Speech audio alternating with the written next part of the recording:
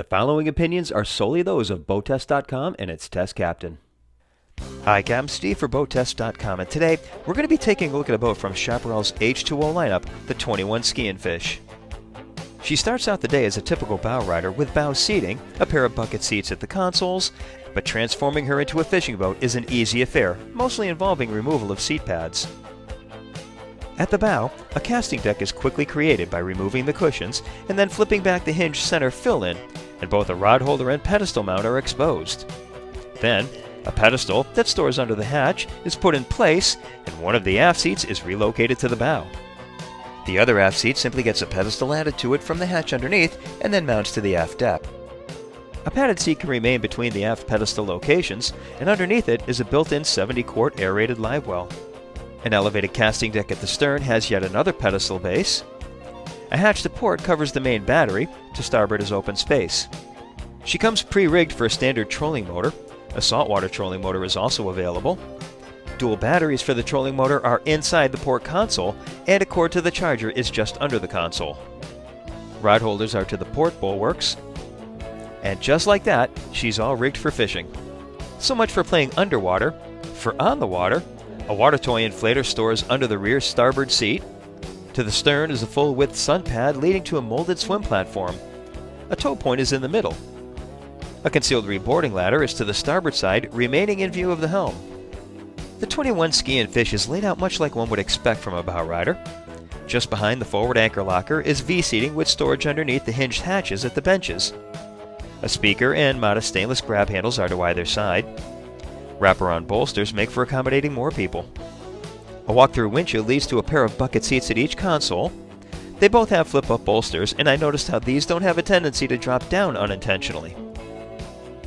Double-stitched padded armrests are to the sides. And here's a nice touch. The MP3 port is inside the glove box, so the unit can stay protected from the elements on a padded surface. The marine-grade stereo is to the side, just above the console storage hatch. At the helm, Chaparral went with a custom-molded fiberglass console, colored tan to reduce glare. There's full instrumentation with fog-resistant lenses and brushed aluminum faces. The convenience package includes this tilt wheel, depth gauge, and compass. The windshield frames are high enough to not obstruct view. The usual storage access is to the side. The index storage is padded to protect your gear, and the hatch is supported by a gas strut. There's 4 cross seating at the stern. Underneath are 2 storage compartments to the sides with the battery switch inside the port compartment. And here's another example of the quality we've come to expect from Chaparral. Standard courtesy lights, stainless drink holders, and look at the upscale trimmed sand-colored snap-in carpet. Removing it for fishing makes for easy washdowns. There's a full-width sun pad ahead of the molded swim platform that measures 3 feet 3 inches by 6 feet 5 inches. A latch at the bottom releases the engine hatch, making short work of the daily checks. Externally, Chaparral went with 6 6-inch cleats, including 2 midship cleats. Now let's get underway. The Chaparral H2O 21 Ski Fish has a length overall of 21 feet, a beam of 8 feet 4 inches, and a draft of 32 inches. With an empty weight of 3,200 pounds, full fuel, and 2 people on board, we had an estimated test weight of 3,860 pounds. With the 220 horsepower catalyzed Mercruiser 4.3 MPI turning a 21-pitch 3-bladed prop, we reached a top speed at 4,800 RPM of 47.6 miles per hour.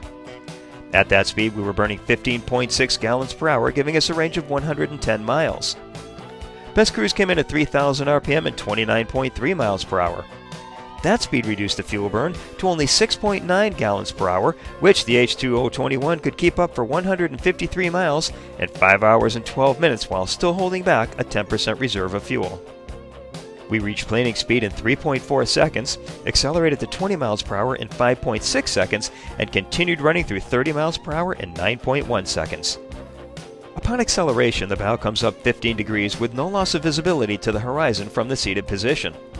Once on plane, bring the trim up to about the 1/4 mark on the trim gauge to get her into her optimal cruise attitude.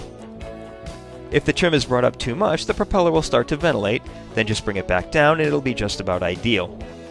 When turning, she leans 13 degrees into the turn and she clings to the water like she's on rails. There was no noticeable chine walk during the turns except when turning hard at full speed, something rarely done during normal operations. When taking power off, she settles back into the water stern first. The H2O series is billed as entry level, but with Chaparral that level is higher than others in class, and this H2O 21 Ski and Fish is another example of that level of quality. For BoatTest.com, I'm Captain Steve. We'll see you on the water.